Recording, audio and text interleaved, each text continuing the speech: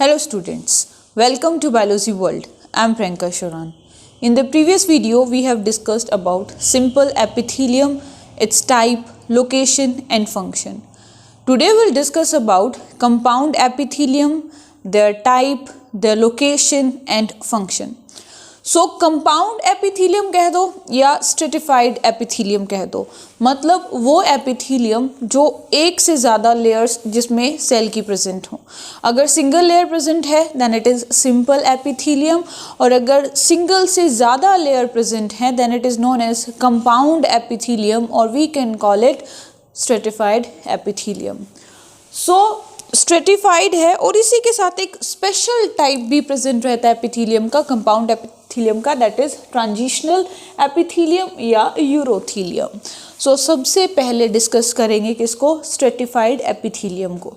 Stratified का मतलब क्या है, जिसके अंदर more than one layer present है, more than one layer present है सेल की, वो क्या बनाता है, स्ट्रेटिफाइड एपिथीलियम बनाता है. देखो सेल की जो शेप के बेसिस पे हमने स्क्वैमस, कॉलमनार और जो क्यूबॉइडल एपिथीलियम था उसको डिस्कस कर लिया था. अब वैसे ही जैसे सिंपल स्क्वैमस था, simple columnar, simple cuboidal, same यहाँ पे जो स्ट्रेटिफाइड है उसको भी हम उसी शेप के बेसिस पे डिवाइड करते हैं. Stratified squamous epithelium, stratified cuboidal epithelium, stratified columnar epithelium. So first we'll discuss about the stratified squamous epithelium, which is further divided into two parts, that is keratinized stratified squamous epithelium and non-keratinized stratified squamous epithelium. तो अगर हम structure देखें keratinized stratified squamous epithelium का, so this is the basement membrane. These are the multilayers of the polygonal cells. क्या है ये, polygonal cell हैं, इनकी मल्टी लेयर है और इन्हें हम कहते हैं स्ट्रेटम जर्मिनेटम. क्या कहते हैं, स्ट्रेटम जर्मिनेटम. इनके ऊपर एक हॉर्निफाइड लेयर प्रेजेंट रहती है या हॉर्निफाइड अपीयरेंस होती है सेल की, and this is known as stratum corneum. ये जो हॉर्निफाइड लेयर है ये क्या, इसको क्या बोलते हैं, स्ट्रेटम कोर्नियम. और ये जो हॉर्निफाइड अपीयरेंस है ये किसके कारण है, this is because of the presence of keratin. किसके कारण, कैरेटिन की प्रेजेंस के कारण. ये जो कैरेटिन है ये क्या करता है, एक जो फ्लैकी स्ट्रक्चर की फॉर्मेशन करता है, या फिर हम कह सकते हैं कि जो स्किन है, स्किन को वाटर इम्परमिएबल बनाता है. क्या बनाता है, वाटर इम्परमिएबल, कि पानी को एंटर नहीं करने देता है. जो हमारी स्किन है, मतलब जो एपिडर्मिस है स्किन का, वो किससे बना हुआ होता है, वो बना हुआ होता है केराटिनाइज्ड स्ट्रेटिफाइड स्क्वैमस एपिथीलियम. तो ये जो हॉर्निफाइड लेयर है ये किसकी बनी हुई है, ये केराटिन की बनी हुई है, इसीलिए इसको कहते हैं केराटिन स्ट्रेटिफाइड स्क्वैमस एपिथीलियम. और ये वाटर इम्परमिएबल होती है तो वाटर को एंटर नहीं करने देती, साथ में प्रोटेक्शन भी प्रोवाइड करती है. और जैसे ही ये जो डेड हो जाएगी तो ये फ्लेकी फॉर्म में या फ्लेक्स के फॉर्म में ये रिमूव हो जाएगी. जो स्ट्रेटम कोर्नियम है उसके नीचे जो प्रेजेंट रहती है that is a multi layer of the polygonal cell, जिसको स्ट्रेटम जर्मिनेटम कहते हैं. और ये जो स्ट्रेटम जर्मिनेटम है ये ग्रेजुअली माइटोटिक डिवीजन इसके अंदर होती रहेगी. और माइटोटिक डिवीजन के कारण, दैट इज इक्वेशनल डिवीजन, उसके कारण क्या होगा, सुपरफिशियल जो नई डॉटर सेल बनी है उनकी सुपरफिशियल डिपोजिशन होती रहेगी, मतलब ऊपर ऊपर की तरफ क्या है वो ऐड होते रहेंगे. ये क्या है, this is the basement membrane. As we know कि भाई जो हमारा एपिथीलियम है वो किसके ऊपर लाई डाउन करता है, वो बेसमेंट मेम्ब्रेन पे लाई करता है. तो ये क्या है, this is the keratinised stratified squamous epithelium. कहाँ प्रेजेंट है, स्किन में, एपिडर्मिस ऑफ स्किन. लेकिन अगर इसी में हम ये जो स्ट्रेटम कॉर्नियम है इसको रिमूव कर दें, स्ट्रेटम कॉर्नियम को रिमूव कर दें तो वो कहलाएगा non keratinized stratified squamous epithelium. और इसका काम क्या बच जाएगा, सिर्फ और सिर्फ प्रोटेक्शन प्रोवाइड करना। कहाँ पे प्रेजेंट होगा? ट्रैकिया में, नेजल कैविटी में, ठीक है। तो ये रेस्पिरेटरी ट्रैक्ट में, जिसका काम है वाटर को एब्जॉर्ब करना। तो मतलब ये वाटर इम्परमिएबल नहीं है, सिर्फ और सिर्फ क्या करता है? एक प्रोटेक्शन प्रोवाइड करता है। नेजल कैविटीज वगैरह में ये प्रेजेंट रहता है। So this is about the stratified squamous epithelium. Next is stratified cuboidal epithelium. Stratified cuboidal epithelium, यहाँ पे जो सेल की शेप है वो क्यूबॉइडल है और कहाँ पे प्रेजेंट है? जो हमारा लार्जेस्ट सलाइवरी ग्लैंड है, दैट इज पैरोटिड ग्लैंड है, वहाँ पे ये प्रेजेंट रहता है, इनर लाइनिंग की फॉर्म करता है। And it also form the epidermis of fishes. Fishes का जो एपिडर्मिस है वो किससे बनता है? स्ट्रेटिफाइड क्यूबॉइडल एपिथीलियम से। Next is stratified columnar epithelium, उसी को इलोंगेट कर दो और ये क्या बनाता है? इट इज फाउंड और it is present in the epiglottis. What is epiglottis? That is a flap like structure which guards the opening of windpipe, that is trachea, and food pipe, that is esophagus. तो ये क्या है? एक flap, एक ढक्कन की तरह structure है जो फूड की जो एंट्री क्या है? विंड पाइप में नहीं होने देता, उसको गार्ड करता है। दैट यू हैव, जब जैसे ही हम स्वेलोइंग करेंगे तो एपिग्लोटिस क्या कर लेगा? जो विंड पाइप है, ट्रेकिया है, उसको क्लोज कर लेगा। तो ये स्ट्रेटिफाइड एपिथीलियम है। इसके अलावा अब यहाँ पे तो बहुत सारी लेयर्स प्रेजेंट है। ट्रांजिशनल एपिथीलियम में क्या है? As compare to the stratified epithelium, the number of layer of the cell is less and the very very important thing that the basement membrane is absent. Basement membrane is absent. कि transitional epithelium में क्या होगा?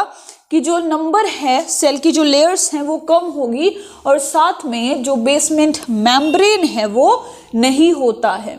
कहाँ present है?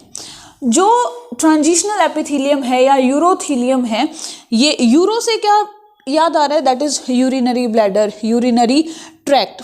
तो चाहे urinary bladder है, urinary tract है, किडनी की इनर लेयर है, वहाँ पे क्या पाया जाता है? That is special epithelium known as transitional epithelium. तो ये प्रेजेंट है in the urinary tract, in the renal tubules, ठीक है, also in the urinary bladder, इसीलिए इसको बोला जाता है यूरोथीलियम। क्या काम करता है? जब यूरिनरी ब्लैडर के अंदर जब कलेक्ट होता है तो यही जो एपिथीलियम है ये स्पेशल फंक्शन परफॉर्म करता है, फ्लैटेंड हो जाता है ताकि ज़्यादा से ज़्यादा जो एक्सक्रीटरी वेस्ट है, दैट इज यूरिन है, उसको स्टोर कर सके। तो इसका मेन फंक्शन क्या है? कि जो ट्रांजिशनल एपिथीलियम है वो फ्लैटेंड हो जाएगा और क्या करेगा? जो मेटाबॉलिक जो एक्सक्रीटरी वेस्ट है, नाइट्रोजनस वेस्ट है, दैट इज यूरिन, उसको स्टोर करके रखेगा। कई बार क्वेश्चन पूछ लेते हैं कि जो ट्रांजिशनल एपिथीलियम है उसका दूसरा नाम क्या है? दैट इज यूरोथीलियम, या यूरोथीलियम कहाँ पाया जाता है, या फिर यूरिनरी ब्लैडर में, यूरेटर में, रीनल ट्यूब्यूल्स के अंदर कौन सा एपिथीलियम पाया जाता है? तो वो स्पेशल होगा यूरोथीलियम या फिर जिसको कहेंगे ट्रांजिशनल एपिथीलियम। नेक्स्ट जो टाइप है एपिथीलियम का, that is glandular epithelium. Glandular epithelium it can be a single cell, एक सेल से भी बना हो सकता है। It can be made up of tissues और it can be a organ, ठीक है। तो अगर हम सबसे पहले बात करें किसकी? सेल की। तो सेल का एग्जाम्पल यहाँ पे आएगा, दैट इज गॉबलेट सेल। सुना भी होगा आप लोगों ने कि हम जब एलिमेंट्री कैनाल की बात करते हैं तो एलिमेंट्री कैनाल में एक सिंगल सेल क्या प्रेजेंट रहता है? ग्लैंड प्रेजेंट रहता है and that is known as goblet cell. और पिछली वीडियो में हमने इसको डिस्कस भी किया था। तो it is a unicellular gland. Tissue की बात करेंगे तो जिसमें थायराइड फॉलिकल्स आते हैं, ये टिश्यूज हैं जो कि सिक्रीशन करते हैं, ग्लैंड कहलाते हैं, ठीक है। तो ये हो जाएगा टिश्यू का एग्जाम्पल। और अगर हम बात करेंगे ऑर्गन तो लाइक पेनक्रियाज, ये भी क्या है? ऑर्गन्स हैं जो कि इंजाइम्स और हार्मोन्स रिलीज करते हैं। तो ग्लैंड क्या है? एक ऐसा सेल, एक ऐसा टिश्यू, एक ऐसा ऑर्गन जो कि सिक्रीटरी है नेचर में जो कुछ ना कुछ रिलीज करता है। सिंगल सेल भी हो सकती है, टिश्यू भी हो सकता है और एक ऑर्गन भी हो सकता है। अब इन्हीं को यही जो हमारे ग्लैंड्स हैं ये हॉर्मोन्स भी रिलीज करते हैं और एंजाइम्स भी रिलीज करते हैं। हॉर्मोन्स रिलीज करते हैं, एंजाइम्स भी रिलीज करते हैं। तो अब इसी ग्लैंडुलर एपिथेलियम की हम डक्ट के बेसिस पे उसको 3 पार्ट्स में डिवाइड करेंगे। डक्ट दैट इज नली, नाली जिसको कहते हैं। So it can be exocrine that is also known as duct glands. It can be endocrine that is also known as ductless glands and they are heterocrine या इनको mixed glands भी कहते हैं, mixocrine भी कहते हैं, mixed glands भी कहते हैं। तो एक्सोक्राइन क्या है? ये वो ग्लैंड्स हैं, ये वो स्पेशल एपिथेलियम हैं जो कि एंजाइम्स को प्रोड्यूस करती हैं, एंजाइम्स को सिक्रीट करती हैं और इन एंजाइम्स को अपने टारगेट एरिया में, कहाँ पे? अपने टारगेट एरिया में with the help of duct की हेल्प से रिलीज करते हैं। जैसे कि पेनक्रियाज है, जैसे कि लीवर है, जैसे कि गैस्ट्रिक ग्लैंड्स हैं, ये क्या करते हैं? ये एंजाइम रिलीज करते हैं और जहाँ पर भी एंजाइम को अपना एक्शन करना होता है वहाँ पर डक्ट के थ्रू ये एंजाइम्स को पहुँचाते हैं। तो इसीलिए इनको डक्ट ग्लैंड्स कहते हैं, एक्सोक्राइन ग्लैंड्स भी कहते हैं। तो एक्सोक्राइन क्या रिलीज करते हैं? एंजाइम्स रिलीज करते हैं। Next is endocrine gland, they are also known as ductless glands और ये क्या करते हैं? ये हार्मोन रिलीज करते हैं और हॉर्मोन्स को डायरेक्ट ब्लड में रिलीज करते हैं। मतलब इनको किसी भी डक्ट की रिक्वायरमेंट नहीं होती। ये जो ग्लैंड्स है, चाहे पिट्यूटरी है, चाहे हाइपोथैलेमस है, ये क्या करेंगे? हॉर्मोन्स रिलीज करेंगे और हॉर्मोन्स को डायरेक्ट ब्लड में रिलीज कर देते हैं और वो जो हार्मोन है अपने टारगेट एरिया में जाएगा, अपना एक्शन करेगा और खत्म हो जाएगा। तो इनको क्या कहेंगे? एंडोक्राइन और ductless glands. Next is the heterocrine. Heterocrine क्यों बोला है? क्योंकि ये ऐसे जो ग्लैंड्स हैं जो एंजाइम भी रिलीज करते हैं, मतलब इनके अंदर डक्ट भी है और ये हॉर्मोन्स भी रिलीज करते हैं। जैसे कि पेनक्रियाज, जो पेनक्रियाज हैं ये हार्मोन भी रिलीज करते हैं, लाइक इंसुलिन हो गया, ग्लूकाजिन हो गया, सोमैटोस्टेटिन हो गया, और ये एंजाइम्स भी रिलीज करते हैं, that is the pancreatic lipase, pancreatic amylase, जो कि प्रोटीन की, फैट की, इन सब की डाइजेशन में हेल्प करते हैं। जो इंसुलिन हार्मोन है, ग्लूकाजिन हार्मोन है, ये ब्लड शुगर लेवल को कंट्रोल करने में हेल्प करते हैं। इसीलिए इनको क्या कहेंगे? हेट्रोक्राइन या फिर मिक्स्ड ग्लैंड। तो ये था जो ग्लैंड्स हैं उनकी डक्ट के बेसिस पे क्लासिफिकेशन। अब हम इनकी जो मोड ऑफ सिक्रीशन है उसकी बेसिस पे क्लासिफाई करेंगे इन जो ग्लैंड्स को। तो further they are divided into 3 parts, that is holocrine, apocrine and merocrine. अगर कोई भी सेल एज इट इज अपने सिक्रीशन के साथ रिलीज हो जाती है, अगर कंप्लीट सेल, एंटायर सेल किसके साथ? अपने सिक्रीशन के साथ रिलीज होती है, तो इस तरह के ग्लैंड्स को कहते हैं holocrine glands. For example oil glands, that is sebaceous glands.